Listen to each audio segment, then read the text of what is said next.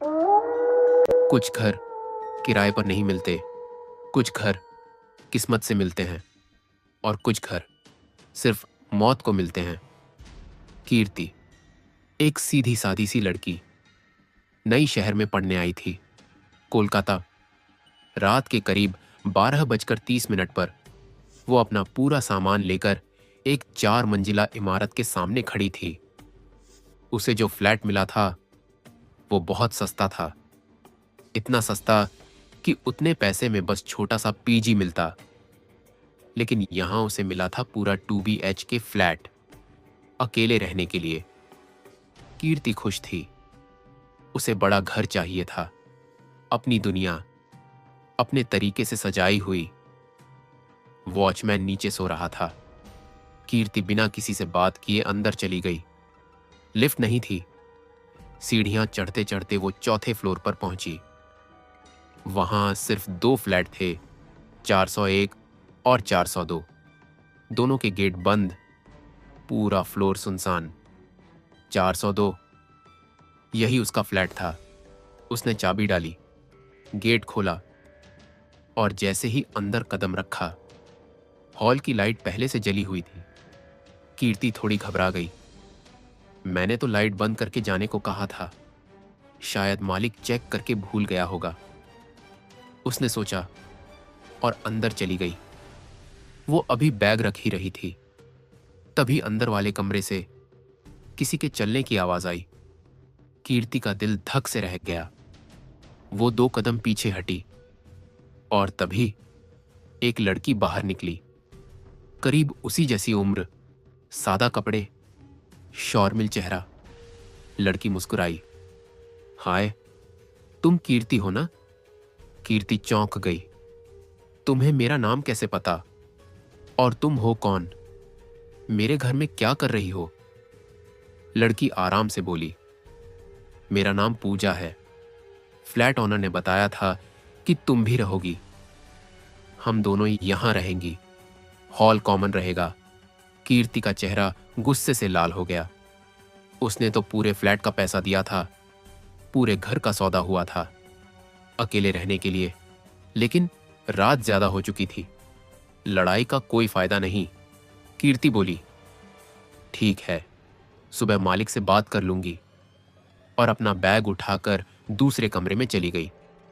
धड़ाम, गेट जोर से बंद किया। थकान में कीर्ति बिना खाए पिए सो गई। रात 3 बजे उसकी आंख खुली। उसने मोबाइल देखा, नेटफ्लिक्स ऑन था। फिर वो दोबारा सो गई और 5 मिनट बाद किसी ने उसकी चादर खींची, फिर से खींची, और इस बार पूरी जोर से। चादर उसके शरीर से अलग हो गई। कीर्ति झटके से आंख खोलना चाहती थी, पर वो हिल नहीं पा रही थी। पूरा शरीर जड़ हो चुका था। वो सिर्फ आंख हिला पा रही थी। धीरे धीरे उसने नीचे देखा। उसके बेड के नीचे एक लड़की बैठी थी, बाल बिखरे हुए, आंखें बहुत बड़ी, खाली, डरावनी। वो लड़की उसे घूर रही थी। कीर्ति की सांसें उखड़ चुकी थीं। तभी वो लड़की उठी और धीरे धीरे कीर्ति के अंगूठे पर अपनी उंगलियां फेरने लगी। कीर्ति सब महसूस कर रही थी, लेकिन हिल नहीं पा रही थी। कुछ सेकंड बाद वो लड़की दरवाजे की तरफ गई। दरवाजा खुला। धड़ाम, दरवाजा बंद।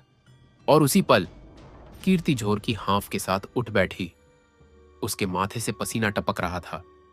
नेटफ्लिक्स अब भी ऑन था। उसे साफ याद था दरवाजे की आवाज के बाद ही उसकी नींद टूटी थी। इसका मतलब यह सपना नहीं था। हॉल में अजीब सन्नाटा। वो डरते डरते बाहर आई। हॉल की लाइट फिर से जल रही थी, जबकि वो याद कर सकती थी कि सोने से पहले लाइट बंद हो चुकी थी। पूजा का कमरा बंद था। अब कीर्ति को यकीन हो चुका था, उस घर में वो अकेली नहीं थी, और जो उसके साथ रह रहा था वो कभी इंसान था ही नहीं।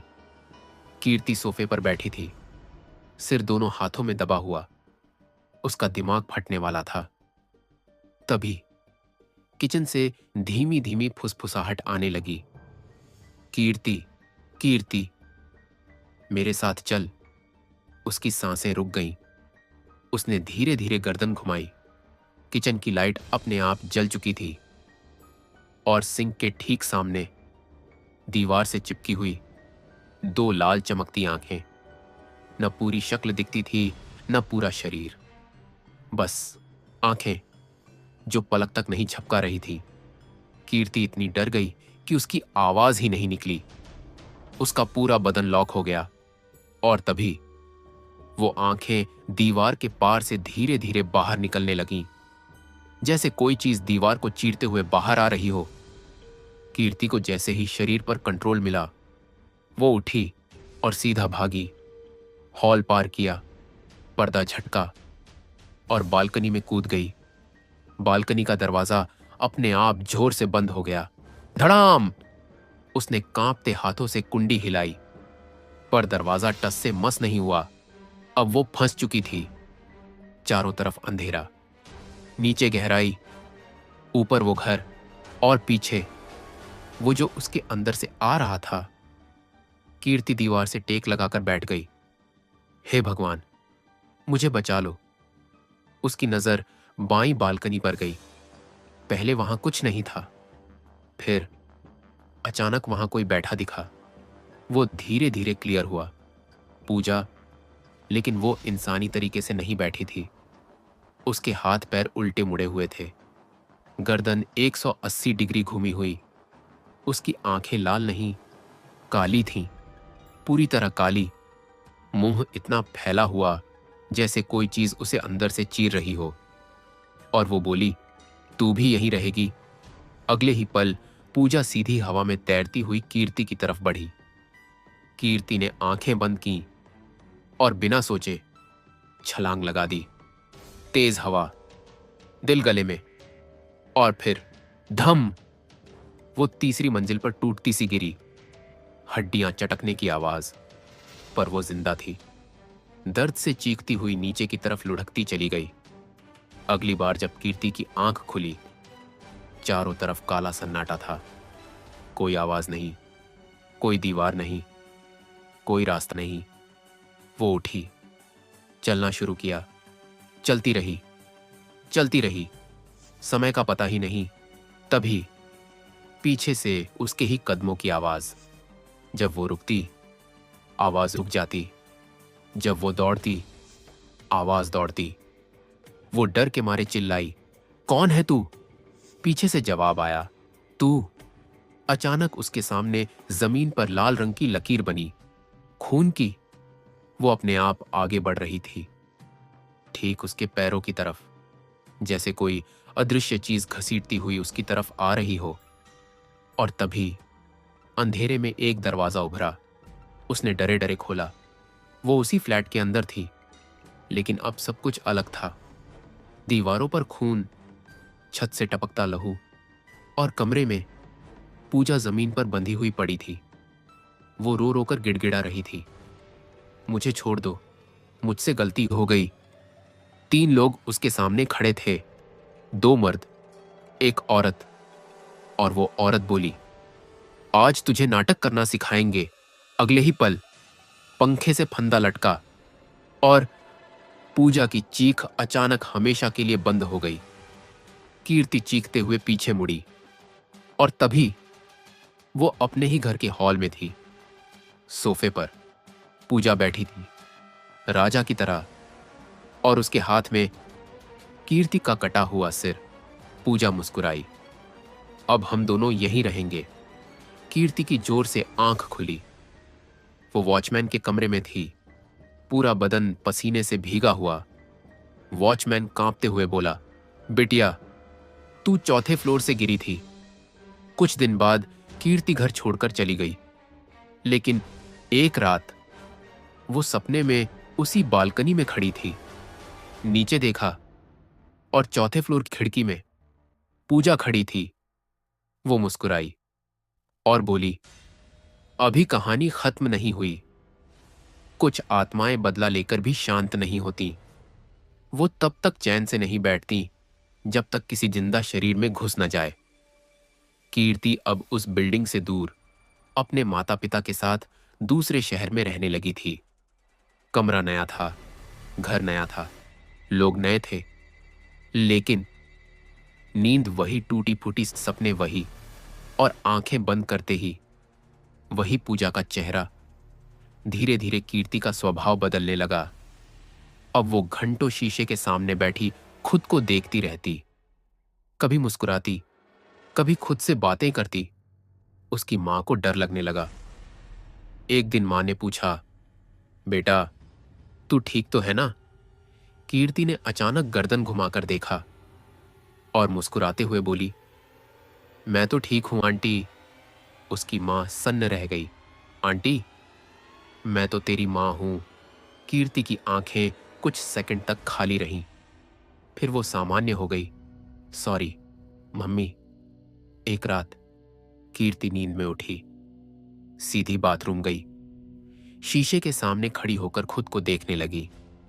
उसका चेहरा सामान्य था, लेकिन अचानक शीशे में उसकी आंखें लाल हो गईं, होंठ अपने आप हिले।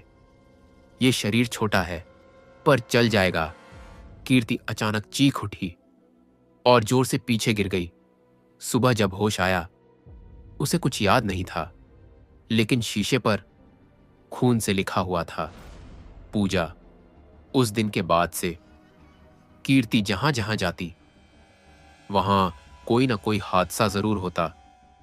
उसकी सहेली सीढ़ियों से गिर गई, पास वाले घर में फांसी लग गई, एक बच्चा अचानक बेहोश हो गया, और हर बार कीर्ति वहीं मौजूद थी।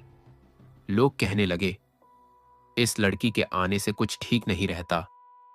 आखिर एक रात कीर्ति की हालत इतनी बिगड़ गई कि वो जमीन पर लौटने लगी। उसकी आवाज बदल गई। एक साथ दो आवाजें निकलने लगीं। मां ने रोते हुए एक तांत्रिक को बुलाया। तांत्रिक आते ही रुक गया। उसने घर के अंदर कदम ही नहीं रखा। बोला, इस लड़की में आत्मा नहीं घुसी है। इस लड़की में आत्मा ने घर बना लिया है। पूजा को मारा नहीं गया था, उसे धीरे धीरे मानसिक यातनाएं देकर, अकेले कमरे में बंद रखकर पागल बना दिया गया था। और जब वो पूरी तरह टूट गई, तब उसे मारा गया। उसने मरते समय सिर्फ एक बात कही थी, जिस घर में तुम हंस कर रहोगे, मैं वहां चीख बनकर रहूंगी। अब कीर्ति पर पूजा कंट्रोल बढ़ता जा रहा था। कभी कभी कीर्ति की पलकों के पीछे पूजा की आंखें दिखती थीं। एक रात कीर्ति पूरी तरह पूजा बन गई। उसने अपने बाल काट डाले, माथे पर खून से टीका लगाया और धीमी आवाज में बोली, आज आखिरी रात है। तांत्रिक ने कहा, आत्मा को उसी घर में वापस भेजना होगा जहां से वो जुड़ी है, उसी चौथे फ्लोर में। रात 12 बजे पूजा के कमरे में पूरी पूजा शुरू हुई। दिए जल रहे थे, मंत्र गूंज रहे थे, और तभी कीर्ति की आंखें पूरी तरह काली हो गईं। उसने जोर से चिल्लाया, ये घर मेरा है। पूरी बिल्डिंग हिलने लगी। दिए बुझ गए, शीशा टूट गया, और फिर अंधेरे से पूजा की असली शक्ल निकली। तभी तांत्रिक रो पड़ा। उसने कांपते हुए कहा, ये आत्मा बदला नहीं ले रही, ये आत्मा मुक्ति मांग रही है, लेकिन इसे मुक्त होने के लिए एक शरीर हमेशा के लिए चाहिए। मतलब साफ था, कीर्ति को मरना होगा या पूजा हमेशा जिंदा रहेगी।